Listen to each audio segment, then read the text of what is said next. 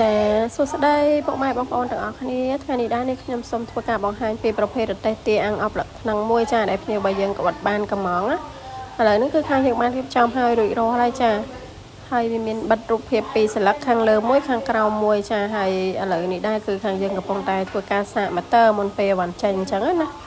តែនេះដែរគឺយើងមានតនើមួយជាន់ទៀតចាខាងលើហ្នឹងសម្រាប់ដាក់ទាពេលដែលឆ្អិនហើយអញ្ចឹងណាគាត់អាចលើកដាក់ទៅខាងលើនឹងបាន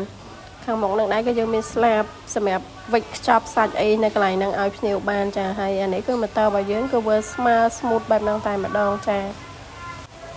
អានេះគឺកន្លែងដុំម៉ូទ័ររបស់យើងចាយើងមើលពីចម្ងាយទៅគឺឃើញថាតូចច្រឡឹងស្អាតទៅមកម៉មចាຂະຫນាតអាំងបាន7ទាអញ្ចឹងសម្រាប់ពុកម៉ែបងប្អូនដែលគាត់មានបំណងចង់បានអីគឺអាចធ្វើការកម្មងបានចានិយាយផ្លិចមិញអត់បានដើរមកខាងមុខចង់បង្ហាញពីទ្វារនេះចាអ្នកទាំងអស់គ្នាអាចបើកដាក់អីវ៉ាន់ចាក់សោចាក់អីបានខាងក្នុងហ្នឹងណា